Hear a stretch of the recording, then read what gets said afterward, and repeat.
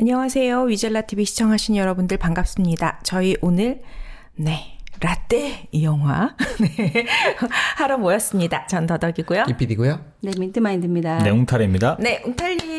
근데 웅탈 아니잖아요. 주은이 버스입니다. 헷갈리네요. 매번 헷갈리네요.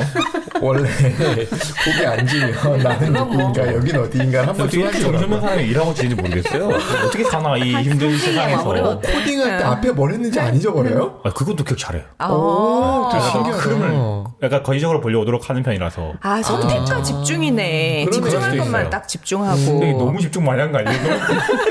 너무 적당히 집중해야 될 것 같은데. 생활장애 정도까지 오고 있듯이. 이 정도면은 거의 뭐.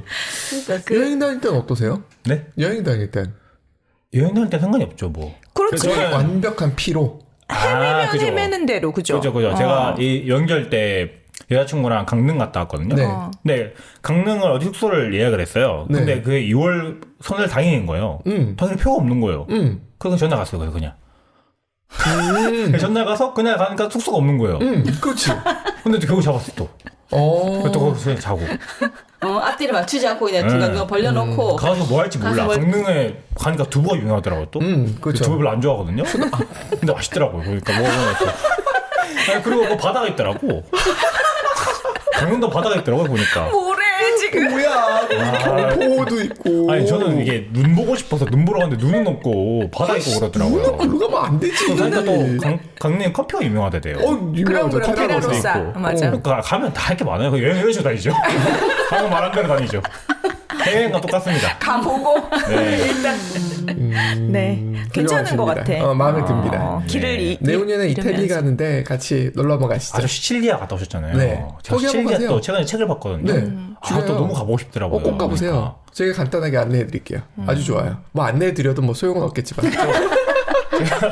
가장 큰 차이난 게 일본 여행이었는데 일본같이 여행이 잘 되는 나라들은 사실 계획을 알아볼 필요가 없어요. 그냥 버스 타고 예쁜 하고 내리면 뭐 또 있어 항상. 항상 그런 식이라서. 그럼 재밌죠 그래 가면 또. 우리 아마데우스 안 할 것 같은데. 네.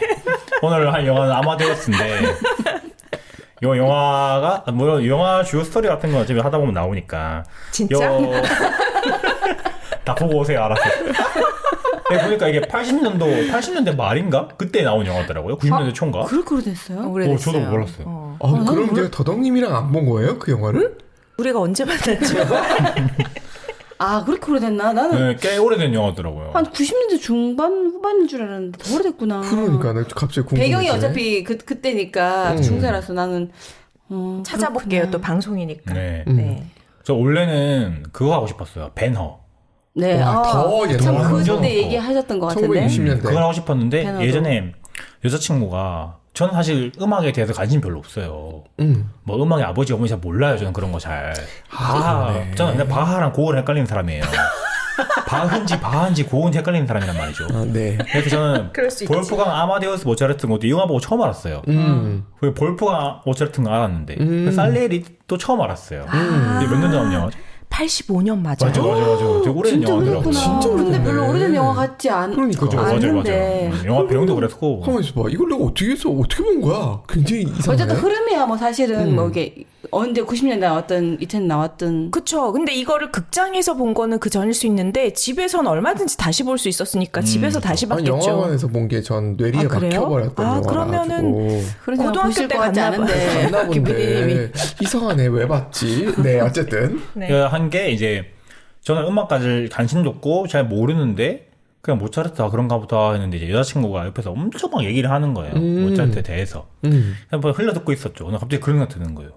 뭐 음악의 아버지, 뭐 음악의 어머니, 뭐 다 있는데 모차르트는 뭔가 약간 뭐 신동, 뭐 천재.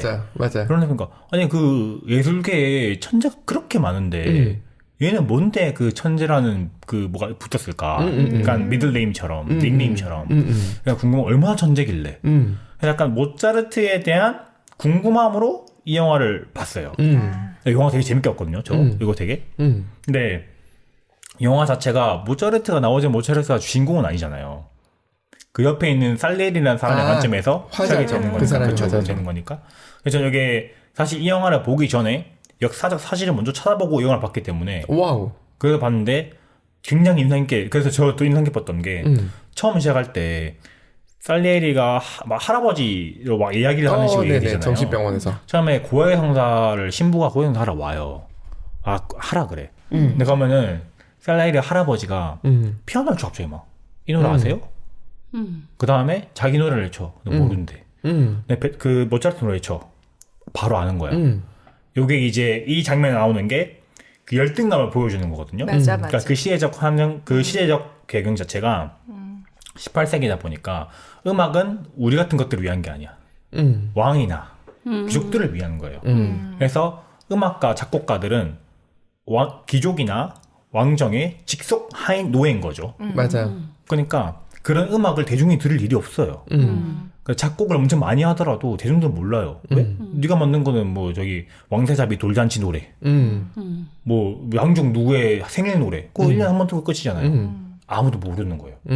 그래서 근데 모차르트는 그런 게 아니라 약간 프리랜서 느낌으로다가, 그러니까 스트릿 출신으로다가 스타트만 바라보는 느낌이거든요. 그렇게 약간 왕정 그것도 아니고 지 혼자 막 하는데 인기도 많았고. 네. 그리고 또 모차르트가 실제로 오페라도 작곡 많이 했어요. 맞아요. 오페라 같은 것도 원래 이탈리아어로 하는데 서민들을 위해서 그 당시 못 알아듣던 오스트리아에 있었으니까 서민들을 독일어로. 위해서 독일어로 했단 말이에요. 그만큼 대중들이 좋아할 거 아니에요. 그러니까 열등감이 있었을 것이다, 살리에리가. 그 당시에 그 시기에도 그런 말이 많았다고 해요. 실제로 근데 살리에리도 대단하신 분이죠. 맞아요. 왜냐면 이분이 민중 이탈리아 음악가인데. 사람이세요. 이탈리아 사람이 오스트리아 왕정에서 당당 문화부 장관 같은 걸 하고 있는 거예요. 네. 그러니까 이게 얼마나 대단한 외국인 시키는 맞아요. 거니까. 그치. 이미 그 사람 대단한 사람이죠. 사실 질투할 게 없겠죠, 당연히. 근데 이제 그때 시기가 어땠냐면은 약간 사람들이 그렇게 약간 비교를 하는 거죠. 얘도 천재인데. 왜냐면은 막 모차르트의 아들도 살리에리한테 교육을 받고 있었대요. 눈도 잘 나가는 사람이었대요. 근데 약간 시기를 한다. 왜냐면 이 사람은 약간 그 영화에서는 살리에리가 노력형으로 나오고 얘가 완전 천재로 나오는데 사실 둘 다 천재입니다. 그렇지, 둘 다 맞아요. 천재인데 애초에 둘 다 천재인데 약간 느낌이 다른 거죠. 이 사람은 특정 누군가를 위해서 오직 귀족만을 위해서 작곡을 하는 거고 모차르트는 그냥 자기 하고 싶은 대로 막 휘갈기는 그런 그 영화에 그런 장면 나와요. 악보에다가 펜대 잡고 그냥 작곡을 해요.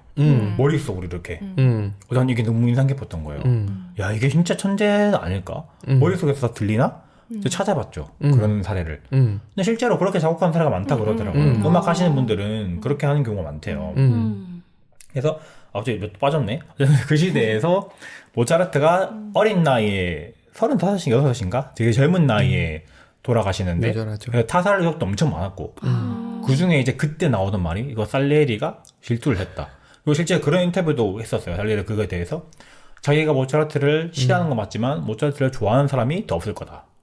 왜냐면 워낙 그 사람이 술도 좋아하고 여자도 좋아하고 좀 사고도 많이 치고 막 귀족 같은 그런 느낌이 아니니까 싸가지가 없었죠. 그렇죠. 그리고 오페라 같은 것도 피가로의 결혼 이런 것도 귀족을 까는 내용이니까 디스하는 내용에 그때 그런 거 하면 안 되는데 그런 거 하는 사람이었으니까 모두가 싫어했으니까. 그리고 또 나온 게 그 살리에리가 완전히 치매로 고생하셨는데 치매 때 내가 모차르트를 죽인 사람이다. 영화도 그런 내용 나오잖아요. 실제로 그런 게 있었다고 해요. 그래서 그 당시에도 약간 요런 느낌으로다가 대결 구도가 있었고 그거를 푸시킨이라는 어떤 작가가 그걸로 희극을 써요. 그게 이 영화가 된 거예요. 아, 그게 모티브가 그렇죠. 있네요. 그렇죠. 실제로 아마 질투할 확률은 거의 없겠죠. 왜냐면 나도 뭐 궁중에서 잘 나가는 그건데 그렇지. 그 아무도 모르지만 실제 역사가 꼭 그렇진 않다. 그리고 둘이 나이 차이가 많이 나 보이잖아요. 실제로는 6살? 5살? 별 차이 안 나요. 둘 다 천재기도 하고 실제로 둘이 같이 그런 공모전? 국가에서 하는 그런 거에서 대결도 했었는데 살리에리가 이겼어요. 그런 경우도 있었고 엄청 대결적인 구도는 아니다. 다만 그 영화를 위해서 약간 그런 식으로 만들어진 것 같다. 그리고 그 영화도 실제 모티브가 아니라 그 시대 때 만들어진 희극을 배경으로 만든 영화다. 그래서 저는 이거 찾아보고 봤단 말이죠. 그래서 그 첫 장면에 살리에리가 열등감을 보여주는 그런 장면. 내 노래는 친데 모르는데 모차르트의 친 노래를 듣자마자 알아요. 그래서 약간 열등감을 보여주는 그런 느낌도 있고. 그래서 보면은 좀 되게 인상 깊었던 게 모차르트가 진짜 천재일까? 거기 보면 천재적인 게 많이 나와요. 막 히갈가 쓰는데 막 노래 나오고 왜 머릿속에 자기 악보 다 있다 그러고 그런 식으로 막 금방지 그러니까. 그리고 뒤집어져서도 피아노 맞아요. 치잖아요. 그래서 찾아봤죠 그것도. 네. 근데 실제로 피아노를 굉장히 잘 쳤다고 해요. 실제로도. 그리고 실제로도 그러니까 진짜 음악적인 천재라고 해서 그냥 떠올라 갑자기 자서 막 악보 저기 이렇게 하지 않는데요. 그러니까 논의를 하고 저 음악도 한번 쳐보고 멜로디도 쳐보고 이렇게 하는데 모차르트는 진짜로 그냥 누워있다가 일어나서 썼다라고 하더라고요. 그러니까 얼마나 천재냐면은 3살 때 처음으로 작곡을 했대요. 악보는 적을 줄 모르겠죠, 당연히. 근데 이제 아버지가 엄청난 또 음악가세요. 모차르트 아버지도 또. 어릴 때부터 특강을 시킨 거죠. 영화도 그런 내용이 나와요. 근데 3살 작곡 어떻게 했냐? 그러니까 자기가 3살짜리 애가 막 음을 치면 아버지가 받아주신 거예요. 근데 거기에 보면은 화음도 있고, 막 박자도 쪼개는 것도 있고, 뭐 단조도 바뀌고 그런데요. 그러니까 그때부터 애가 천재적 기질이 있었다. 그리고 더 천재적인 거는 이제 12살 때 오페라를 만들었대요. 또 오페라라는 거는 뭐 연극, 뭐 문학, 뭐, 음악, 맞아. 연출, 또 그게 다 있는 거잖아요.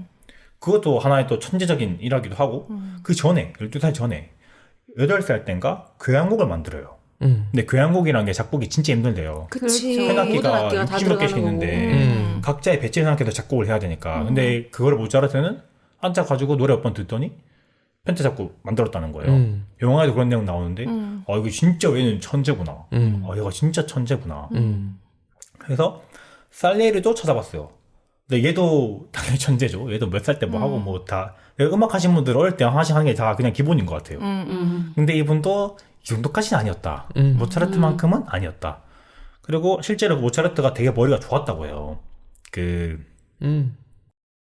어떤 성당에서만 트는 노예가 있어요. 되게 유명한 음악이 있는데 그거는 악보를 공유를 금지를 했대요. 이거는 우리 성당에서만 튼다. 절대 유출하지 마라. 근데 유출이 된 거예요, 어느 날. 무슨 일이야? 봤더니 모차르트가 다 기억해. 가서 듣고 기억해서 만든 거죠. 근데 곡이 10분짜리예요. 10분짜리를 그대로 베껴서 비교를 해봤더니 거의 같다라는 거죠. 애초에 엄청 머리도 좋은 사람이었다. 다만 영화에 나오지 진짜로 좀 그 웃음소리 되게 기억 많이 남잖아요. 그거 되게 기억 많이 남았거든요. 맞아. 그것처럼 되게 술 좋아하고 호색 가지고 엄청 방탕한 삶을 살았다. 건강도 되게 안 좋았다. 그렇게 내용을 얘기를 하더라고요. 제가 이 영화를 보면서 인상 깊었던 게 처음에는 물론 그 모차르트의 엄청 그 배우 웃음소리도 그렇고 집중이 됐거든요. 근데 보면 볼수록 그 옆에서 연기하는 살리에리 연기하시는 분 그분의 표정 변화나 점점 감정이 바뀌는 그런 그 대사도 많긴 하지만은 나레이션 깔리면서 연기를 하시는데 그 막 바뀌는 모습이 되게 인상 깊었거든요. 맞아. 실제로도 이 영화의 주인공은 뭔가 모차르트 같지만 나무주연상은 그 살레리 아저씨가 받으셨더라고요. 또 그렇게. 지금 그 기피디님이 극장에서 본 것 같다라고 막 찾아봤어요. 아마데우스 상영 일자 2015년이 나오는 거예요. 최근에 2015년 리바이벌. 네. 그게 2015년이구나. 그럼요. 그 전에도 나왔었고, 그러니까 미국에서 만든 게 85년이고 그 이후에 한국에서 상영한 건 언제일까가 기억이 안 나요. 거예요. 왜냐하면 제가 아마데우스 앨범이 있는데 그 LP로 있어요. 저희가 대학원 때부터 아마 CD였을 거예요. 그 전에 이미 나온 거다. 그 전에 LP를 사놓은 것으로 보아 85년이 맞을 거예요. 근데 진짜 살리에리 같은 경우는 모차르트에 대비해서 그렇게 알려지지 않은 그때 당시에야 뭐 공무원으로 치면 그치. 최고의 공무원이었지만은 그러니까 그렇게 생각해 보면은 모차르트에 비해서 뭐 100분의 1, 1000분의 1도 알려지지 않은 작곡가인데 남긴 게 별로 없죠. 왜냐면 뭐 왕들을 위해서 쓰고 특정 누구를 위해서 쓴 곡이다 보니까 딱히 알려지지 않았으니까. 초동생 위인전에 나와 있지 않아. 그럼 유명한 사람이 아니야. 근데 궁정음악가들이 그 당시에 많았는데 궁정음악가의 음악도 남아있는 게 되게 많거든요. 하이든이나 맞아. 뭐 많은데 살리에르는 그만큼 유명세를 못 얻었던 게 아닌가. 그런 것 같기도 해요. 네. 그리고 그 당시에 궁정음악가, 그러니까 취직하는 거죠. 그치. 진짜 모차르트도 취직해요. 궁정음악가로. 그래야 먹고 사니까. 네, 그죠. 근데 이제 거기서 엄청 대의죠. 그러니까 그 어떤 공장 밑에 들어가는데 공장에 이제 안 입고 본 거죠. 화장실 입고 그러니까 일부러 막 그 음악도 제한되게 만들게 하고 하라는 것만 하게 하고. 근데 그 당시 음악가 다 그랬대요. 내가 영감이 떠올라서 하는 게 아니라 그냥 시키면 하는 거예요. 하면은 뭐 해야 되는데 만들어줘. 나 다음 주 생일이니까 만들어줘. 파티 해야 되니까 만들고 만드는 거예요. 그냥 그렇게 막. 원래 그렇게 다 했대요. 모차르트는 약간 프리랜스 느낌으로다가 그렇게 막 한 거죠. 그래서 그 어떤 유명한 지휘자가 하신 말을 봤는데 그런 말을 하더라고요. 그분이 모차르트에서 얘기를 할 때 하이든 시대에 베토벤을 꿈꾼 사람이다. 이게 무슨 말인지 저는 모르니까 찾아보니까 하이든 시대 때는 말씀하셨듯이 그 긍정을 네. 위한 음악이었는데 베토벤은 이제 그 자기 사업 등록증 내고 처음으로 이제 노래 팔아가지고 프리랜서를 할 돈 수 버는 있는 사람인 거죠. 맞아요. 처음으로 이제 사업 등록 내고 자기 경제 활동하는 사람인데 하이든 그럴 수 없는 시대에 베토벤 같은 생활을 하려고 했다. 모차르트가. 그래서 약간 중간에 있는 그런 사람이다. 그렇게 얘기를 하더라고요. 그런 부분에서 영화에서 되게 그런 부분을 되게 잘 보여주는 것 같아요. 저는 이게 재밌었던 게 제가 이 영화 사실 재밌었던 이유는 제가 만약에 역사적 사실을 안 보고 봤다. 그냥 봤을 거예요. 멍하니. 그냥 그런가 보다. 근데 아까 그 사회적 배경이나 역사적 사실을 보고 보니까 더 재밌는 거예요. 그런 느낀 열등감이나 그리고 그 오페라 같은 거 만들 때도 그냥 오페라 만든다고 만드는 거지 하는데 이제 찾아보고 보다 보니까 야, 이 오페라가 음악 만드는 게 아니구나. 무대 연출이나 연극이나 다 신경 쓸 거 많으니까. 그러니까 얘가 진짜 천재긴 천재구나. 맞아. 예전에는 작곡가가 그 오페라 무대에 모든 것들을 다 연출, 감독 다 하고 배우들 연기 지도까지 다 하고 그러니까 지금으로서는 말도 안 되는 걸 다 하고 있는 거잖아요. 작곡까지 하고 그 많은 무대들을 다. 박진영 하셨어요. 이 시대의 JYP죠. 멀티 엔터테인먼트죠. 그렇구나. 왠지 안 하다던데. 살짝 이수만이라고 할 수 없고 양현석이라고 할 수 없잖아요. 그때가 좀 다른. 그 시대 때 뭐 약간 그런 엔터테인먼트 같은 그런 걸 했던 거죠. 그리고 마지막에 보면은 얘가 이제 막 진홍곡 레퀴엠 작성하다가 이제 듣는데 그 진짜 그 인상 깊었던 부분이 마지막에 이제 그러니까 그게 어떻게 된 거냐면은 스토리가 이제 살리에리가 질투를 해가지고 아 얘를 내가 없애야겠다. 그래서 자기가 모차르트가 자기 아버지한테 어릴 때부터 압박받으면 잘하다 보니까 아버지에 대한 뭐 그런 게 좀 공포심이란가 그런 게 아버지가 돌아가세요. 막상 돌아가시니까 뭔가 인생의 그런 길을 잃은 거죠. 기둥 같은 사람을. 자기가 맨날 아버지 분장을 해서 몰래 찾아가서 뭐 진홍곡을 만들어 달라. 이렇게 한 거죠. 살리에리가. 그렇게 해서 그거 만들다가 이제 죽는단 말이에요. 실제로도 그 노래를 미안성을 만들어서 죽었고. 근데 이제 그 영화 장면에서 진짜 인상 깊었던 게 서로 마지막에 살리에리가 와서 같이 작곡을 하는 장면 있잖아요. 그 부분이 정말 저는 제일 재밌었던 게 사실 내용은 별 기억 안 나는데 그 살리에리 연기하시는 분이 어떨 때는 되게 경이로운 표정과 약간 화내는 표정도 있고 되게 어이없어하는데 경이로운 표정도 있고 그게 너무 재밌는 거예요. 맞아. 되게 그분의 약간- 표정 연기가 진짜. 그죠. 왜냐면 그 영화에서 노력형은 나오니까. 그러니까 일반인이 천재 만났을 때 보일 수 있는 그런 감정을 너무 잘 보여준다. 이 사람이 그 장면에서. 그럴 수 있겠네. 약간의 그래서? 짜증과 약간의 이건 뭐지 이런 거와. 그래서 실제로 또 찾아봤죠. 실제로는 살리에리가 한 게 아니라 어떤 그냥 아마추어 같은 그냥 작곡 취미로 하시는 백장 돈 많은 귀족이 걔한테 맡긴 거죠. 이거 내가 한 걸로 하고 음악 하나 해줘. 대피를 해줘. 그렇게 맡긴 거 큰 돈 주면서. 근데 이제 얘가 모차르트가 술도 많이 마시고 건강도 안 좋고 하다 보니까 상태 안 좋아 보이니까 빨리 달라고 더 재촉을 한 거죠. 그래서 그 무대 일정 중에 모차르트가 작곡하다가 이게 죽게 된 건데 어느 기록을 보니까 죽기 전 마지막으로 한 소리가 입으로 그 드럼 소리를 낸 거였대요. 그 작곡하는 것 중에. 그래서 죽게 됐는데 그래서 그 레퀴엠이 미완성이 된 거고 그래서 실제로 둘이 작곡한 경우가 있었지만은 그 영화에 나온 것처럼 그 노래는 아니었다. 그렇게 하지는 않았다. 네, 그렇게 하지는 않았다. 왜냐면 둘이 작곡한 거는 이제 오스트리아 왕족이 모차르트를 좋아하게 되니까 그 살리에리한테 막 물어보는 장면 나오잖아요. 그런 과정에서 같이 일한 경우 있었지만은 그 마지막 영화 장면처럼 둘이 막 그런 경우는 없었다. 이제 저는 그 장면이 되게 기억에 남았거든요. 그 사람의 그 표정 연기 같은 모습이. 그래서 이 사람 아카데미상 받을만 하다. 받을만 하겠다. 그래도 재밌었던 게 마지막에 이제 그 모차르트 그게 모차르트가 죽기 전에 그런 말을 해요. 난 당신이 나를 되게 무시하는 줄 알았다. 근데 그런 게 아니었구나. 내가 미안하다. 그 장면 보고 약간 그 영화에 가면서 얘도 인정을 바랬구나. 얘도 살리에리를 약간 라이벌 의식을 가지고 있었겠구나. 이 사람한테 뭔가 그런 걸 받고 싶었겠구나. 그런 부분을 보여주는 게 아닌가. 실제 그 시대 때 이 둘 어떨지 모르죠. 우리는 모르지만. 근데 약간 그런 거를 나타낸 게 영화적으로 나타낸 게 아니었을까. 그래서 이 영화 보면서 저는 음악에 관심도 없고 제가 얘기했듯 아마데우스가 이름인지도 몰랐고 살리에리도 처음 들었고 저는 다 그냥 같은 시대 사람인 줄 알았거든요. 뭐 바흐, 뭐 핸델 사람들 다 그냥. 근데 그러니까 뭔가 역사적인 사실과 함께 보니까 너무 재밌더라. 그 시대 상황을 얘기하니까 원래 그래서 이런 영화도 안 봤었는데 앞으로는 좀 찾아봐야겠다 생각이 드는 거죠.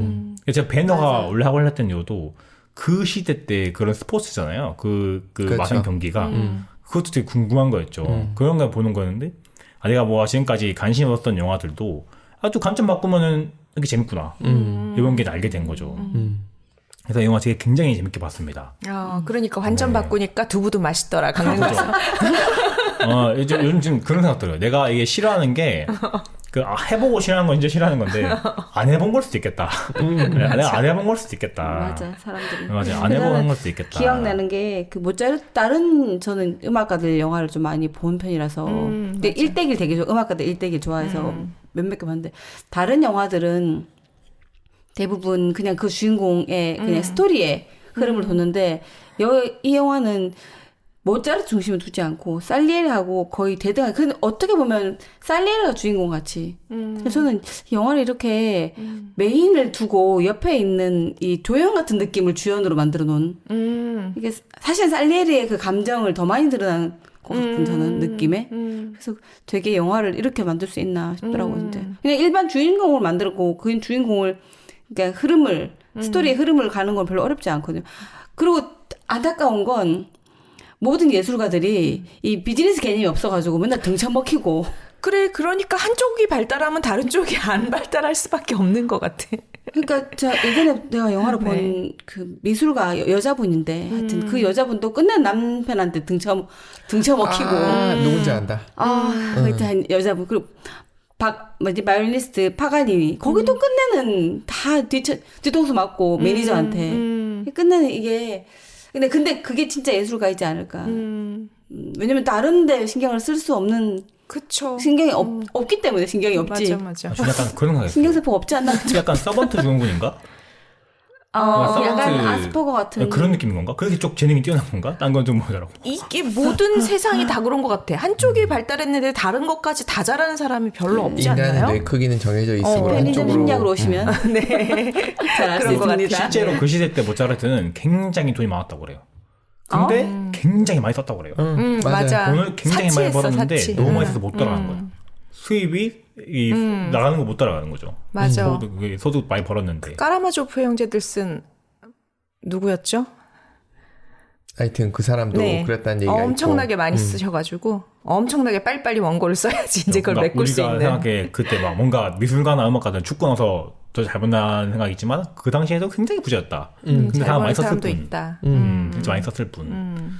그래서 저는 그 또 신기했던 게 그 베토벤도 살리에리한테 배웠다고 그래요. 배운 적 있다고 그러더라고요. 그러니까 시대가 겹치더라고요. 그 맞아요. 당시에. 베토벤이 나이 차 많이 살짝 나지 않아요. 조금 네. 뒤니까. 그래서 저는 그게 그리고 그 모차르트가 어릴 때 바흐를 만나요. 근데 우리가 아는 그 아버지인가 어머니인가 하는 바흐 말고 그 바흐의 아들을 만난대요. 그러니까 그것도 몇 세대 차이 안 난다는 거잖아요. 많이 차이 다 안 나지. 그때예요. 그러면 이 인간의 음악 역사가 엄청 긴데 그 단기간에 재능이 모여 있다. 이게 뭔가 그 재능이 뛰어난 사람들 뭐 계속 있었겠지만은 역사적으로 뭐 어떻게 생각해 그 몇 세대에 모여 있는 거잖아요. 불과 2, 300년 안에. 그게 르네상스로 인해서 그때 문화가 확 꽃이 핀 게 아닐까? 네. 16세기, 17세기 맞아요. 넘어가면서. 그것도 있고 기록으로 남지 않은 것들이 그런 또 것도 있을 것 같고, 있지 네. 않을까 싶기도 하고. 아마 그때쯤이면은 17세기, 18세기면 웬만한 기록을 남길 거라 생각하거든요. 기록을 하게 된 게 언제부터인지 모르지만은 17, 18세기 정도면 기록물이 지금 남아있을만 하잖아요. 네. 그래서 그때 뭔가 이 재능이 집중돼 있는 게 좀 굉장히 또 궁금한 거예요. 이게 뭔가 사회학, 뭐 르네상스라든가 내 생각에는 그런 그러니까 그 영향이 있지 이전에는 않을까. 완전 종교 음악 말고는 음악으로 치지 않았잖아요. 맞아요. 뭐 그런 것도 있지 않을까. 그건 좀 궁금하더라고요. 왜 그때 이렇게 모여 있었을까? 그 재능들이. 그리고 또 궁금한 게 그러면은 뭐 예를 들어서 지금 뭐 코딩 천재라든가 AI 쪽의 천재라든가 그 시절에도 그쪽으로 재능 있는 사람이 분명히 있지 않았을까? 있었겠죠. 있었는데 그렇겠지. 모르고 살았지 않았을까? 너무 일찍 태어나서. 네, 그런 것처럼. 정확하다라고 저는 봐요. 중세 시대 때 유명한 화가 떠오르시는 분 있어요? 저는 화도 잘 모릅니다. 있으세요? 미술 아시니까. 중세 시대. 없어요. 거의. 왜냐하면 아까 얘기하셨던 게 맞을 거예요. 거의 시키는 거. 딱 틀에 박힌 거, 정형화된 거를 생산해내는 사람들이었지 약간 기술자 같은 느낌?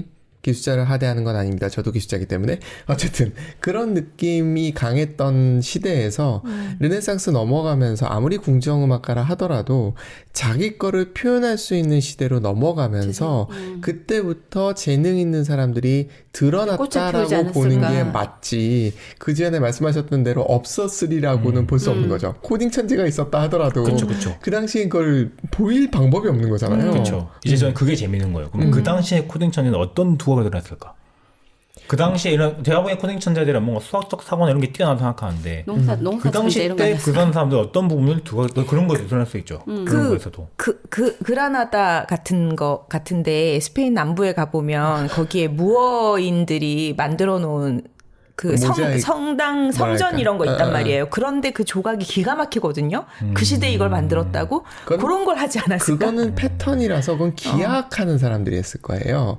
코딩 쪽은 거의 논리학에 가깝기 때문에 그런 사람들은 변호사를 했을지도 몰라요. 저는 그런 생각했어요. 살리에리가 네. 모차르트 악보고 분석하거든요. 네. 그 약간 패턴 파악 아닙니까? 그쵸.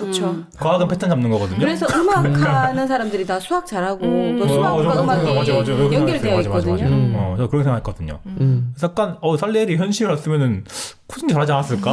약간 그러니까 분석하는 모습 봤을 때 그건 괜찮지 않았을까? 엄마들이 레고 시키고 피아노 시키는 그 밑바탕에는 항상 수학이 있죠.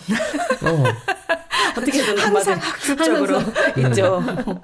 음악하고 수학이 연결된다고 하더라고요, 보니까. 뭔가 우리는 뭔가 감성적인 부분과 되게 음악이나 예술은 감성으로 보고 막 수학, 과학 이런 건 되게 이성적으로 보지만 사실은 뭔가 같이 가는 것 같은 그런 느낌 되게 많이 받았어요, 보면서.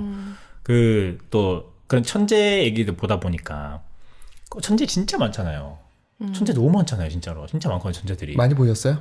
저는 사실 아직까지 못 봤어요, 그렇게까지. 저는 몇 명을 봤기 때문에 못 봤는데 미친 사람들이라. 근데 천재가 그렇게 많은데 그 천재들 중에서도 기록된 천재. 그 원 오브 원 그런 느낌. 와, 이런 사람들이 또 나올 수 있을까? 또 현세에 나온다면은 또 어떤 모습일까? 근데 저 항상 그런 거 하거든요. 예를 들어서 손흥민, 제2의 손흥민. 저는 없을 수도 없다 생각하거든요. 항상 그런 생각하거든요. 없을 수도 있다. 그러니까 그 시대에 모차르트 같은 천재가 나왔지만은 지금의 현대음악은 천재 나올 수 있잖아? 아니, 난 없을 수도 있다 보거든요. 그런 거에 대해서. 그래서 이게 좀 뭔가 더 그 사람이 되게 잘 모르지만 혹시에 대해서 되게 위대해 보이는 거죠. 왜냐면 앞으로 내가 죽더라도 인류 역사에서 이런 사람이 없을 수도 있겠다. 사실 뭐 있겠지만 그럴 게 확률이 높지 않겠지만은 없을 수도 있겠다. 그런 사람이 조금 다른 모양으로 또 천재가 나타나는 거겠죠. 똑같은 그러겠죠. 음악을 하지는 않지만 음악 천재는 또 나타나니까. 그러니까 저는 연주가들 잘은 모르지만 최근에 관심 있게 보던 두 피아니스트가 조성진하고 이문찬인데. 윤찬 씨 납니다. 네. 근데 조성진의 피아노 연주를 들었을 때 진짜 감동이었거든요. 너무 깔끔하면서 감성적이어서. 근데 이문찬 걸 들으니까 조성진의 그 피아노가 약간 심심하게 느껴질 정도로 또 이문찬 또 너무 다른 색깔인 거예요. 그러니까 그 각각만의 색깔이 또 있어서 다 천재인데 또 다르게 우리가 또 새로운 천재를 맞이하는 기쁨을 누리지 않을까. 또 약간 모차르트한테 실망했던 거는 나는 그 얘기했듯이 천재 중에 천재니까 완전 음악의 천재구나, 타고났구나 하는지 알았는데 아버지가 음악가세요. 그쵸. 당연히 음악에 가까웠겠죠. 유전자가 있지. 당연히 그런 거 유전자 있을 거고. 유전자에다가 환경에다가. 유전자에 대한 얘기는 또 빠지는 거지만 우리가 태어난 후에 배운 것들이 유전자에 전달되지 않아요. 내가 태어나서 빵 많이 먹는다고 내 아들이 빵 잘 먹지 않아요. 후생 유전하게 있어요. 근데 그게 요즘에 있다고 그러더라고요. 요즘에 그게 이제 나오고 있더라고요. 맞아요. 그러니까 이전까지는 없다고 했는데 요즘에는 그게 영향이 있다고 나오고 있더라고요. 그것도 이 후에 학습된 것도 가르쳐진다고. 맞아요. 어디 얘기 나왔죠? 갑자기 근데 유전자 얘기 나왔었구나. 유전자. 어쨌든 제가 그거죠. 저는 어쨌든 환경적 요인이 크다고 보니까 나는 얘가 막 그런 거죠. 막 건설 노동자 그 당시에 건축하시는 사람 밑에서 피아노 잘 치는 천재가 나왔다. 이런 천재인 줄 알았어요, 저는. 천재 중에 천재니까. 근데 그거는 좀 다를 수도 있는 게, 우리 아버지가 만약에 건축이다. 우리 어머니가 그냥 살림만 했다. 근데 아들이 바이올린을 딱 3살 때부터 잡자마자 막 켠다. 그러면 그 윗대일 수도 있고, 집에 있는 엄마나 아버지가 건축하고 있지만, 이 내부적으로 계속 음악을 갈구하거나, 뭔가 있을 수 있다는 거지. 저는 타고났단 말을 하니까, 타고난 거면은, 환경 상관없이 타고났으니까 있는 거라고 생각하는 거죠. 근데 모차르트는 아버지가 그런 쪽에 관심이 있었으니까 어릴 때부터 피아노 들었을 거고 피아노 가까웠을 거고 맞아. 그럼 만약에 그 타고났다면은 그럼 얘가 뭐 그 시대 때 운동선수 밑에 살았다면은 운동선수라도 잘 됐을까? 그러니까 그게 점점 궁금해지는 아닐 수 있을 타고난 것 재능은 같아. 다 다른 거 아닌가요? 어떤 천재라고 다른 이정범 천재. 아들 이정우도 잘합니다. 그죠. 그죠. 근데 안 그리고- 되는 경우도 있고. 맞아요. 그 한강이란 작가 있잖아요. 네. 그 여자 작가. 그분 아버님도 글 쓰는 분이었거든요. 그러니까 어릴 때부터 집에 장난감이라고는 책꽂이에 책밖에 없었다고 하더라고요. 그러니까 저는 약간 유전적 요인 얼마에다가 태어나서 환경적 요인 그리고 그 사람 성향하고 이렇게 잘 맞아 떨어지면 맞아요. 그 사람이 이제 천재로 가는 거고. 근데 이거랑 뭐가 안 맞으면 그냥 그쵸. 그냥 우리 가족 좀 음악 한다 뭐 이렇게. 그냥 그것도 그렇게 가는 나쁘지 거고. 않고. 네. 천재는 그렇게 아기가 딱 맞아 떨어지는 사람이 천재인 것 같아요. 그러니까. 맞아요. 천재도 되게 힘든 것 같아요. 그리고 전부 다 10세 전까지는 다 음악 천재거든요. 우리 아들 피아노 잘 치고 다 잘하거든요. 근데 이제 그걸 꾸준히 이어가는 사람들이 대단한 사람들인 거잖아요. 맞아요. 유전적 요인하고 환경하고 그리고 개인의 그 열심인 성향. 전 이것도 있다고 생각해요. 왜냐면 제가 본 몇몇 사람들은 유전적 요인도 있고 환경도 있는데 그 성향이 열심히 안 되는 사람이 있어요. 우리가 열심히 하지만 그것도 저는 기질이야. 기질이에요. 열심히 하는 왜냐면 것도. 열심히 하고 싶은 열심히 안 되는 사람이 있고 나 열심히 해야지 다짐 안 하는데 그냥 열심히 되는 사람이 맞아, 있어요. 그것도 그래서 그 열심히 하라는 자기가 말 되게 좀 안 맞다는 거거든요. 맞아. 열심히가 너무 쉽게 잘 되는 사람이 있어요. 주눅 들게 하는 거야. 열심히 안 되는지 자꾸 열심히 그것도 하래. 타고나는 거기 때문에. 근데 이 세 박자가 잘 맞아 떨어지면 저는 그게 김연아 같거든요. 맞아. 엄마의 그 욕심과 야망과 김연아의 타고난 몸과 근육과 악착 욕심과 같은 또 그게 있지. 맞아요. 열망과 야망 뭐 어떤 그런 것들 다 맞아 떨어지면 이제 근데 삼박자가 잘 맞아 떨어지는 경우가 없기 때문에 천재가 그렇게 많지 않지 않을까. 저는 왜 뭔가 천재랑 반대되는 게 노력파 네. 이렇게 되는 건데 저는 그 두 개를 굳이 구분하지 않거든요. 노력 안 하면 노력하는 유전 없고 환경 없는데 열심만 있는 사람이 노력하고 뭔가 천재들은 노력 안 한다는 느낌 되니까. 천재들은 노력 안 하는 사람은 그렇게 안 되죠. 천재 안 돼요. 그렇죠. 천재 안 돼. 그러니까 막 그런 거 있어요. 막 운동선수들 중에 맨날 놀고 먹는데도 잘하는 애들 있어요. 근데 걔들은 그들 레벨에서 노력 안 하는 거지 일반인보다는 훨씬 많이 하죠. 당연히. 그 레벨 사이에서 노력이 좀 덜하는 걸 수 있지만 저는 뭔가 노력파, 천재파 나누는 게 뭔가 반대돼 보이니까 사실은 이 사람은 둘 다거든요. 그리고 나 노력하는 것도 어쨌든 저 천재적인 재능이지 않나. 노력도 어느 정도 재능을 봐줘야 되지 않나. 아무나 할 수 있는 거 아니니까. 맞아. 약간 저는 이게 둘이 굳이 구분하지 않는 타입이에요. 뭔가 이게 반대되는 느낌인 것 같아서. 뭔가 실력파, 뭔가 노력파, 뭔가 천재 이런 게 반대되는 느낌인 것 같아서.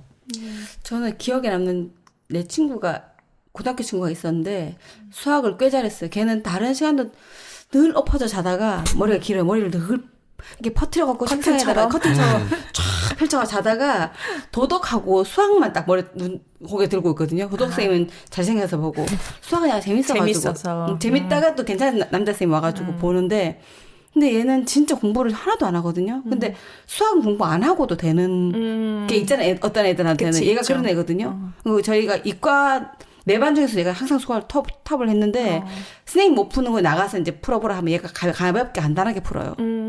근데 얘는 노력이 1도 없는 애예요. 근데 이제 나이가 들었잖아요. 저처럼. 보니까 좀 안타까운 거야.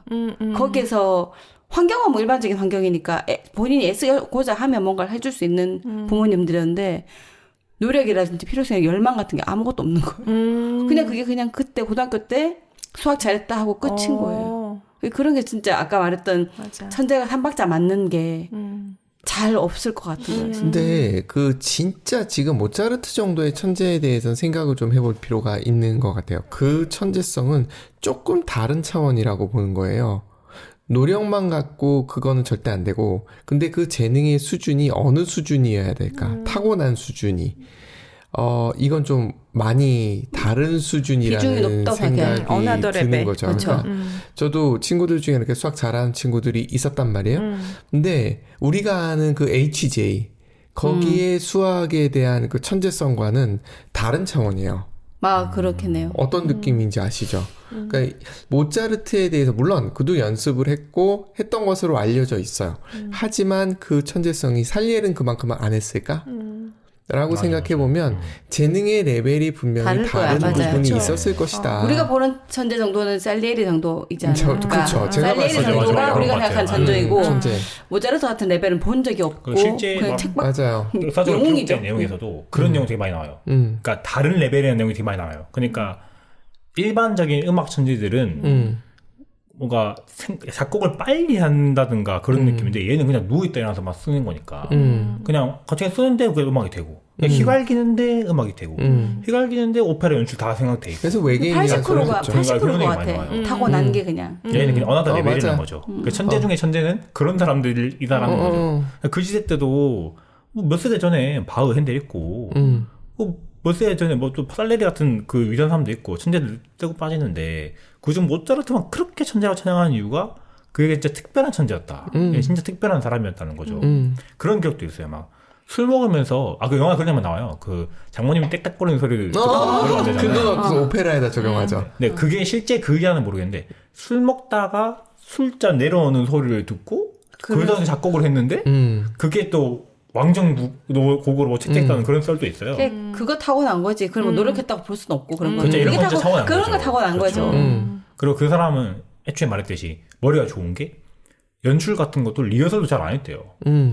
머릿속에 다 그려지는 그냥 거야. 그거죠. 그러니까 머릿속에서 이미 다 되는 거예요. 그냥 이렇게 앉아 술 먹으면서 우는 거 노는 것처럼 보이지만 그게 된다는 거죠. 얘는 진짜 이 어나더 레벨이구나.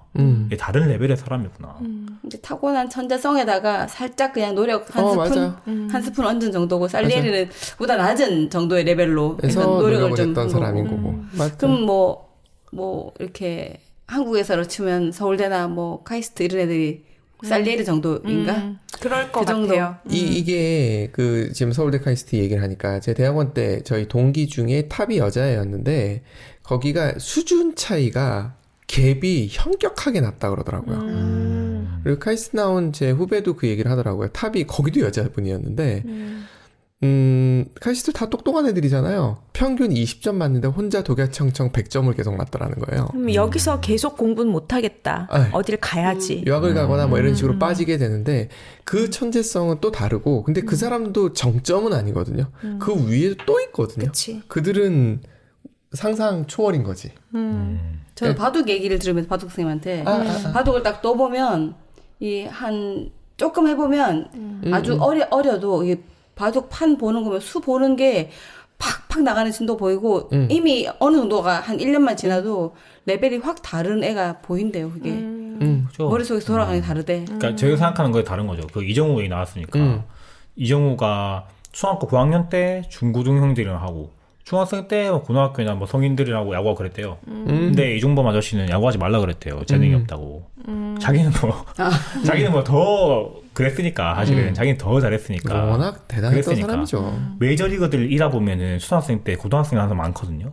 이제 우리가 생각하는 그런 레벨 차이가 엄청 심한 거죠. 그런 사람들만 진짜 그런. 근데 그분들도 천재하지 않거든요. 그분들도 그냥 재능이 있는 거지 천재까지는 이 정도 정도까지 잘하지 않거든요. 굉장히 탑 정도지만. 근데 진짜 이 우리가 말하는 천재라는 사람들의 영역이 좀 정할 수 없으니까. 근데 이 모차르트 같은 천재 중의 천재는 와 살면서 한 번 볼 수 있을까? 내가 이런 유형의 사람들을 한 번 볼 수 있을까? 그치. 그냥 들어요 진짜로 한 번이라도. 우리가 또 갑자기 강수진도 그렇게 생각하면 살리에리 정도? 이거나 그거보다 그냥 노력형. 우리가 알고 있는 많은 사람들이 그래 노력형이 더 많겠다 그렇게 생각하면. 그래서 제가 미국에 있을 때 조단을 그렇게 보고 싶었던 거예요. 지금까지도 농구에서는 조단 천재예요. 이상이 맞아요. 없다라고들 얘기를 하거든요. 천재예요 천재? 천재. 노력도 많이 하고 파마는? 천재기도 하고. 롤드 파마? 모르겠어. 저는 골프는 잘 몰라서 골프. 모르겠어요. 그래서 계속. 마이클 조던이 야구하고 싶다고 야구로 갔는데 거기선 천재가 아니더라. 맞아요. 근데 돌아왔는데 사실 잘했잖아요. 또. 돌아와서도. 뇌의 배선을 그렇게 깔아놓은 거 아닐까요? 그렇죠. 인간이 완전히 다른 종류의 인간이죠. 마이클 조던은 그 시대 때는 탄수화물 많이 먹어서 운동에너지를 확보하는 게 맞다가 스포츠 과학이던 시대였어요. 근데 그 사람은 경기 2-3시간 전에 소화도 안 되는 스테이크를 엄청 많이 먹었대요. 근데 그렇게 먹고 나가서 그렇게 잘했다는 거예요. 그리고 심지어 지금 스테이크 집 하고 있잖아요. 그래요? 내가 몰랐어. 그거 그냥 몰랐어. 들어왔어요. 우리나라 들어왔어요. 마이클 조던 스테이크 집에. 야, 신발도 팔고 네. 고기도 팔고 장사도 또 2인분에 장사 20만 천재? 원입니다. 2인분에 20만 원이에요. 27만 원 1인분에. 아 진짜? 네, 2인분 27만 원. 맛있겠지 스케일 뭐. 괜찮네. 스테이크 그런 거 좋아하신대요. 글로벌 스케일이네. 저도 막 저는 그 축구 별로 안 좋아하거든요. 호날두, 메시 하도 얘기 많이 하잖아요. 그러니까 이 영화를 보면 그 생각 드는 거죠. 아, 내가 한 번은 보고 싶다. 이런 사람들을 한 번은 보고 싶다.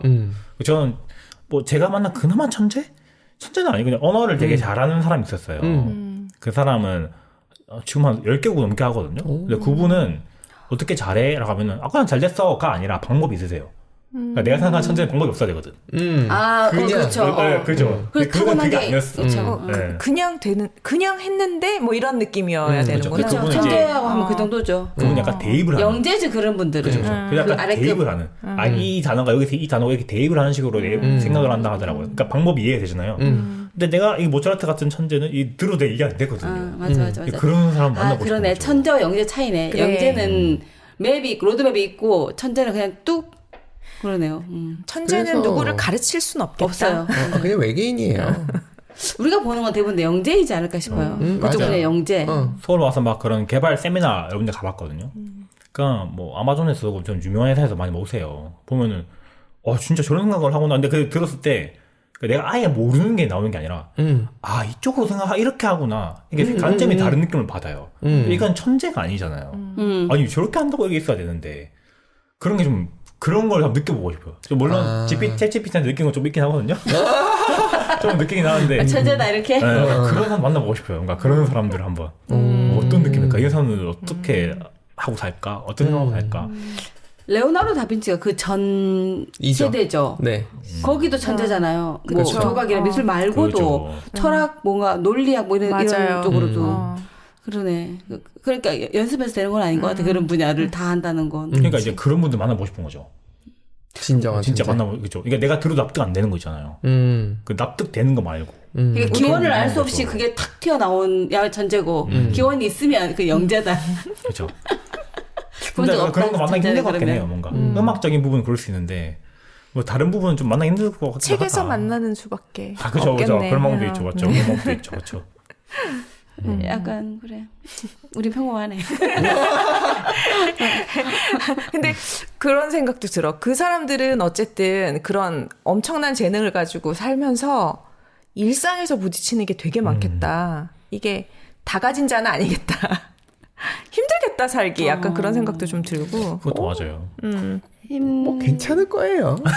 또 그 나름대로 뭐, 또. 네, 그 나름대로 다. 일단은 돼 보고 싶다. 아니면 말씀하셨듯이 그런 사람 한번 보고 싶다.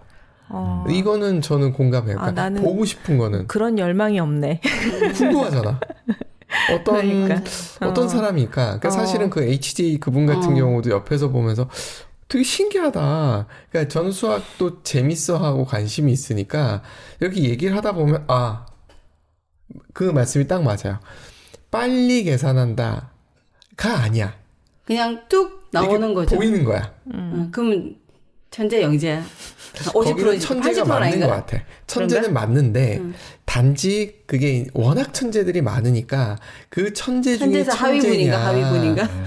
그러니까 본인이 그 얘기를 했어요. 천재군의 중에 하위군? 진짜 천재들은요 나이가 들어도 계속 뇌가 돌아가고. 퇴화하지 않는데요. 근데 본인은 퇴화하는 게 느껴진대요. 그렇다면서 얘기를 하는 부분들을 들으면서 일단은 천재가 저런 형태겠구나. 그때 맞아. 그렇게 치면 영재는 아닌 것 같아요. 왜냐면 그 계산하는 맵이 없잖아. 그냥 없어. 그러면 툭 나오는 거면 천재 맞네. 우리의 기준으로. 근데 기피님도 수학 잘하시잖아요. 영재? 그거는 아니에요. 영재급인가? 그거는 전 풀어야 돼요. 그게 영재잖아. 영재급은 아니에요. 그건 아니야. 그냥 좋아하고 1등급? 재밌어 하고. 1등급군. A뿔? 아니. A뿔뿔? 저는 워낙 저보다 잘하시는 분들을 많이 만났기 때문에 그건 전혀 아니고. B 플러스 정도. 네. 감사합니다. 감사. A는 아닌 것 같아요. 천재는 안 푸나요? 그냥 눈을 보면 딱 보인대요. 네, 보이는 거 그냥 있어요. 이렇게 딱 그러니까- 그냥 눈으로 보이는 어떤 알고리즘이 그냥 이거다 이렇게 답이 다 그러니까 보이네. 알고리즘이라는 표현도 쓰면 안 되는 그치, 것 그치. 같아. 그냥 보이는 거. 딱 보면 답이 그냥 보인대요. 이거 이걸 왜 어떤 몰라? 분일까요?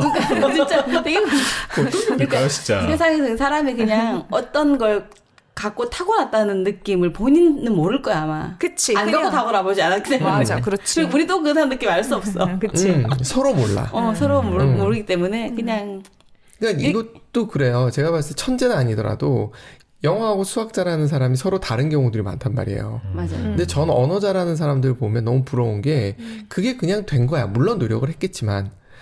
근데 상대적으로 전 수학은 그냥 편하게 됐는데 아무것도 편하게 안 돼. 뭐라 하겠지. 나도 영수 안 돼. 아무것도 편하게 안 돼. 나 아예 포기했어. 근데 이게 서로 다르다는 걸 느낀 거예요. 암기도 맞아요. 쉽게 하는 친구도 있는 거 보면 어떻게 저게 다 외워지지 쉽게? 라는 사람도 있고 그러니까 좀씩 다른데 여기서 얘기하시는 천재의 레벨은 우리의 상상 영역 밖이다. 그렇죠. 모차르트가 그렇다. 그런 생각 들더라고요. 그러면은 그 많은 분야의 천재 중에서 진짜 천재는 어디 있을까? 뭐 각 음악 분야에. 천재, 운동 천재, 뭐 수학 천재 다 있잖아요. 진짜 천재는 어디 있을까? 여기서 진짜 진짜 천재는 천재란? 뭘? 그 중에서도 진짜 뛰어난 모든 걸 천재가 있을까? 아우르는 천재? 그렇죠. 뭔가 그런 느낌보다는 이 중에서 이제 영특한 사람이잖아요. 네. 모차르트는 음악계에서 엄청 영특하고 뭐 그런 일화는 솔직히 뭐 어디 갖다 좀 근데 특이한 것 제아이 같아요. 묻혀서 아무것도 안 하고 그럴 수 홀로 있죠. 하는 사람도 있을 것 같아. 그렇죠. 그러니까 모차르트 같은 일화는 뭐 딴 데 옮겨놔도 뭐 운동을 쳐도 밥 먹다가 나도 해서 잘했다 뭐 이런 식으로 보면 되게 특이한 케이스예요. 이런 경우의 케이스가 또 어디에 또 많을까? 어디에 있을까? 봤을 때 각 분야에 다 있지 또 않을까요? 다 있겠죠. 그쵸, 다 있겠죠. 근데 이제 뭔가 특별해 진짜 이 사람 진짜 영특하다. 이런 사람 어디 나올까? 저는 그렇게 생각한 거죠. 모차르트 같은 사람이 지금 나온다면은 또 언제나 어디서 나올까? 저는 생각해봤을 어디서. 때 약간 천문학 쪽이나 약간 뭔가 우리 잘 모르는 쪽 우리가 잘 모르는 쪽 있잖아요.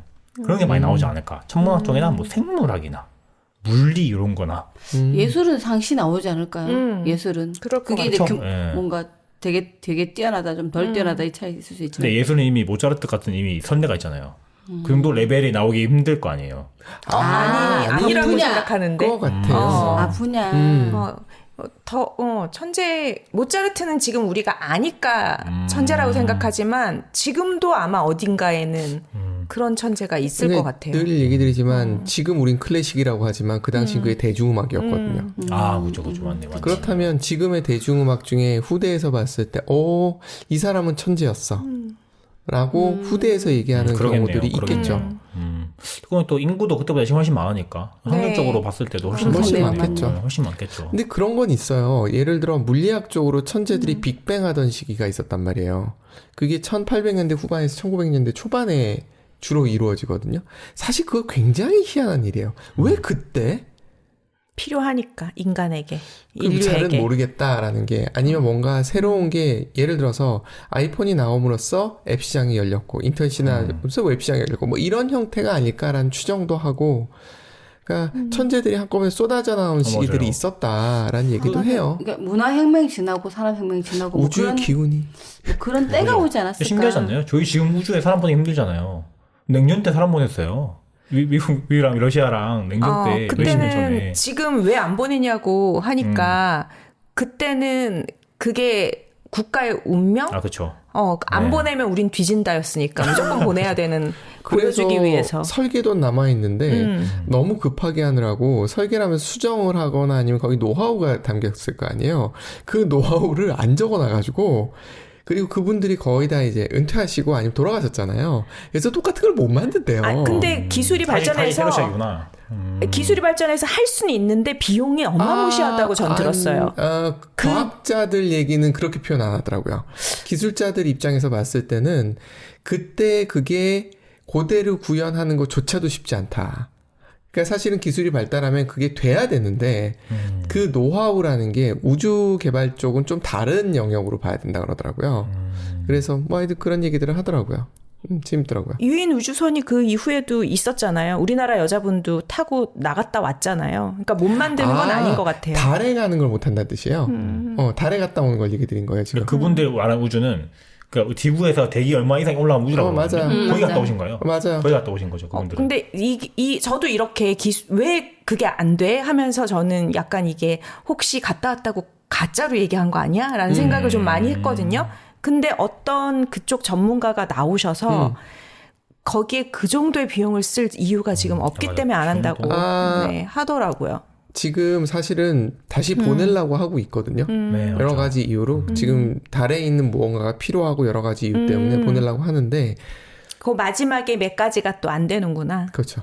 그게 그렇게 쉬운 일이 아니라고 하더라고요. 네, 맞아요. 아주 그럴 수도 있겠네요. 아주 정교한 튜닝 부분에서의 노하우가 필요한데 그 얘기 하더라고요. 우리나라가 예를 들어서 뭘 원자력 관련된 거 한다든가 뭐 발사체를 만든다든가 하면 러시아 가서 배우는 거 되게 많거든요. 가면 안 가르쳐 준대요. 그럼 술자리에서 얘기를 하다 보면 우리가 이렇게 하는데 잘 안 되더라. 이렇게 하면 될까? 그러면은 표정으로 얘기해 준대. 이런 식이래요. 그런 걸 받아 적고 그래서 그걸 적용하는 게 노하우로 설계도에는 없다 그러더라고요. 그런 게 되게 많대요. 이건 또 천재랑 다른 영역이라서. 또 시야가 갈수록 더 어려워지는 것도 있을 것 같아요. 제가 최근에 본 거 뭐였냐면 달 뒷면에 크레바스라 그러나요? 뭐 이렇게 균열? 네, 그런 게 찍혔대요. 달이 왜 그래? 보니까 우주 쓰레기가 달 뒷면에 부딪혀서? 박아서 그랬다는 거예요. 그 말은 그 달은 대기가 없잖아요. 그럼 그냥 직방으로 봤거든요. 그럼 그게 되게 위험하단 말이에요. 말씀하신 것처럼 큰 돈 써서 거기까지 갔는데 그런 리스크도 다 그분 다 계산하잖아요. 화성 탐사선 움직인 거 보셨어요 혹시? 화성 탐사선이 10cm 움직일 때 3개월 계산한다 그러더라고요. 그거를 한 번 삐끗해서 고장나면은 거의 버려지잖아요. 가는데 몇십 년 걸리는데. 그런 식으로 계산한다는 거예요. 그만큼 계산을 많이 하고 모든 걸 시행하는 사람들이 우주 쓰레기 하나 바뀌었다고 난리 난 거죠. 그거 어떻게 가냐 이거죠. 그럼 그 우리가 몇십억 써서 국가적으로 써서 보낸 건데. 몇십억이 더 들 거야 아마. 더 들겠죠. 그렇죠. 제가 알기로 달러. 이게 대단한 게 우리나라 나로 보내는데 뭐 2천억인가? 적게 든 걸 거예요 그게. 근데 미국에서 우주복 하나 만드는데 2조 든대요. 하나 만드는데 2조 든대 2조. 그러니까 우리나라 어떻게 보는지 모르겠어요. 어떻게 보냈나 싶어요. 진짜. 영혼을 갈아 넣으면 다 만들어집니다. 대한민국. 초소화, 초경량화, 최소 비용으로. 인도 가보세요. 더 저렴하게 만듭니다. 네. 천재 얘기하다가 갑자기 우주 얘기까지. 그러니까요. 네. 그렇게 가버렸네요. 살아생전 천재 한번 만나보기를. 네. 살아생전 모차르트 같은 천재 한번 만나보고 싶다. 좋은 얘기네요. 어떻게 보면 만나다 그런 사람인지도 모를 수도 있겠다 내가. 그 사람이 그런 사람인지 모를 수도 있겠다. 그렇죠. 그래서 저는 얼마 전에 천재 비스무리한 이창호를 봤어요. 바둑계에서는 천재거든요. 그렇죠. 천재죠. 봤어요. 진짜 약간 귀신같이 걸어가더라고. 뭐 어깨를 움츠리고 약간 검정 사람 뛰지 않는. 그리고 딱 보면 말을 하지 않을 것 같고 이렇게 막 눈을 이렇게 태기 같던가요? 그런 식도 아니에요. 약간 움츠리고 사람 만나지 않으려고 긴 바바리 코트를 이렇게 하고 옆에 이상한 가방 하나 끼고 이렇게 막 이렇게 주춤주춤 걸어가더라고요. 말 섞고 싶지 않구나. 그런 느낌으로. 근데 어쨌든 그 천재의 뒷모습은 그렇게 확 멋지지는 않고 약간 불편하게 사회생활 불편해 보일 것 같은 봤습니다. 바둑계 천재.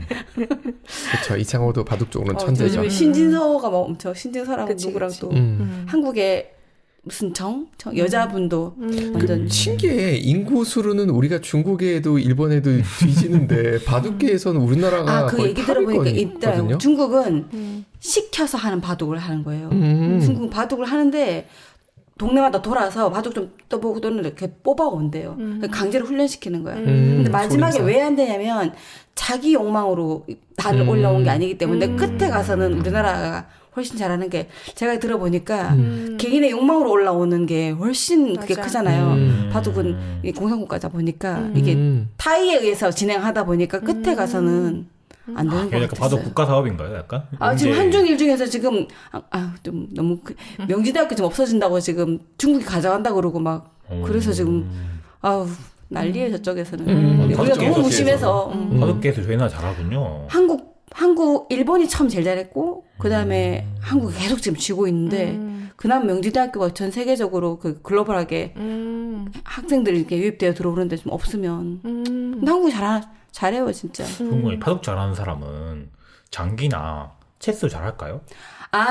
바둑 그냥 잘하는 사람 말고 조금 그냥 그 중에서 레벨이 낮은 사람이 전 세계 체스 1등하고 했는데 가볍게 이겼대요. 되게 가볍게. 그러니까 바둑 하시는 분들 장기와 체스는 이렇게 머리 게임 아니라고 생각해요. 수 개수가 적어요. 공의 수가 그래서 다르다. 인공지능을 처음 만들 때 체스부터 만들었잖아요. 맞아. 더 훨씬 쉽다고 하더라고요. 단순한 쉬워서. 거예요. 네. 바둑 잘 몰라가지고 제가. 머리풀이 머리 심. 어우, 바둑은 19 곱하기 19. 어우. 그러니까 저 물어봤는데 몇 수까지 앞에 보시냐 하니까 그냥 조금 단 정도 되면 한 300수까지 앞에 300수면 다인데. 정도 본다고 하더라고요. 그럼 내일 미리 오시는 거 아니에요? 중력이 다르신가 보다 우리랑. 그래 그렇죠. 그러니까 저는 가까운 바둑쌤하고 얘기를 해보니까 이쪽의 천재들은 진짜 남들 잘 모르겠다. 일반 모르지. 대중적이진 않은. 근데 본인은 대중적이라고 알고 있지만 그래서 모르지만 맞아. 이쪽 분야의 천재들은 진짜 이게 수학 과학 쪽으로 다 잘하신다 하더라고요. 수학 과학 잘하시는 분들이 바둑을 하고 바둑 하시는 분 중에서 그냥 이제 대학교를 잘 가시는 분 당연히 많고 이공계 가시는 분도 있고. 이창호 그분이 그 누구죠? 알파고랑 하신 분? 이세돌. 그분처럼 되게 잘하시는 분인가요? 저는 더 전 세대. 고선. 고선. 그보다 더 이슬밖에 몰라서. 예, 더 낫죠. 그러니까 이 대대로 봤을 저도 책을 읽어봤거든요. 대대로 봤을 때는 그 잘하는 사람 중에서도 몇몇 꼽히는 손가락 안에 드는 사람 중에서 이창호. 계보가 치훈인가 훈련하고 지금 순서가 헷갈리는데. 조훈현 그다음에 이창호 그다음에 이세돌 뭐 이렇게 내려갔던 것 같아. 전 이슬밖에 몰라서 이창호 이름 들은 것 같아요. 조훈현도 제가 책을 읽었었는데 그분은 6살 때 본인의 의지로 본인의 결의로 일본으로 가서 스승한테 바둑 배우러 6살 7살 때인가? 정말 일반적이지 않지 않나요? 바둑 하겠다고 엄마를 떨어져서 7살 때 그걸 간다는 자체가 누가 등 떠민 것도 아니고 이미 다른 것 같아요. 그러니까 일반적인 공교육은 받지 않고 전부 다. 맞아. 아니, 계속 그 생각 드는 게 방금 몇 단 되면은 몇백 수 앞에 본다 그랬잖아요. 그럼 이세돌 그 사람도 그 바둑계에서는 천재 중에 천재일 거 아니에요. 그 사람은 몇백 수, 몇천 수 앞에 본다고 그렇게 볼 거 아니에요. 예를 들어서. 근데 알파고는 그거보다 더 본단 말이에요. 근데 그거 알파고 한 번은 이겼잖아요. 그 이세돌 한 번 밖에 못 이긴 거지. 한 번 이긴 거 아니에요? 한 번 밖에 못 이겼죠. 그러니까 지금 생각하면 그때는 이 컴퓨터가 인간이 이겨. 근데 지금 생각하면은 어떻게 이세돌 아저씨가 이겼을까? 지금은 아마 못 이길 거예요. 그렇죠. 지금은 안 되죠. 지금은 안 되고. 생각하면 대단하네요. 그게 인간의 머리로 그렇게 수를 본다는 게. 그나마 가까운 천재를 볼 수 있는 기회가 있긴 있네요. 바둑 대회나 이런 것들이 있으니까. 오셔서 보면 되겠네. 특정 분야 유일하게 볼 수 있는 분야는 딴 분야 볼 수가 없네 도대체. 챗GPT가 그 알파고 자체도 진짜 천재라고 생각을 했던 게 그때 이세돌하고 대결을 할 때 해설자들이 있잖아요. 이렇게 벽에 붙여둔 것 같고 붙여가면서. 맞아요. 그때 알파고가 한술 떴을 때 역시 실수라는군요. 이런 발언을 했었어요. 그게 무슨 뜻이냐면 천재라는 뜻인 거지. 뒤집어 생각하면. 사람이 일반적으로 생각하지 못하는 수를 뜬 거거든. 근데 그것도 되게 재밌었어요. 전 바둑 조금 아는데 초반에 이렇게 뜨는 수들이 있었어요. 근데 그게 바뀌었더라고. 그러니까 사람들이 개발했던 수에서 알파고가 등장하면서 초반에 뜨는 수가 거의 패턴화돼 버렸는데 그 패턴이 바뀌어 버렸더라고요. 그럴 수 있을 것 같아요. 네, 그랬다 하더라고요. 그래서 요즘은 아주 초반은 거의 외워서 뜨는 거라 그러더라고요. 근데 그 다음으로 넘어가면은 달라지는 건데. 그리고 어디까지 가면 그다음부터는 그 개인의 창의성이래요. 공식이 있는 거네요. 그러니까 어느 수준까지는. 어느 수준까지는. 아이가 학원 다니니까 그 학원표 바둑이 있대요. 초반 얼마까지는. 그렇게 해야만 애들이 이렇게 패턴으로 암기가 돼야만 그 학원 다니는 게. 미술도 똑같아. 처음에 패턴을 다 연습한 다음에. 입시미술. 네, 맞아요. 입시미술. 그러니까. 그걸 뚫고 혼자 미친 듯이 그리거나 하면 걔는 이제 그렇지. 패턴을 자기가 만들어내는 사람들이 있는 거지. 그렇겠네요. 오늘 천재 얘기 재밌었네. 네. 천재들 얘기. 열심히 합시다. 저희는 다 일반인들이니까. 네, 잘 살아봅시다. 천재 열심히 사는데 우리만 열심히 살아야죠. 그럼요. 네. 다음 만나겠습니다. 네, 감사합니다. 네.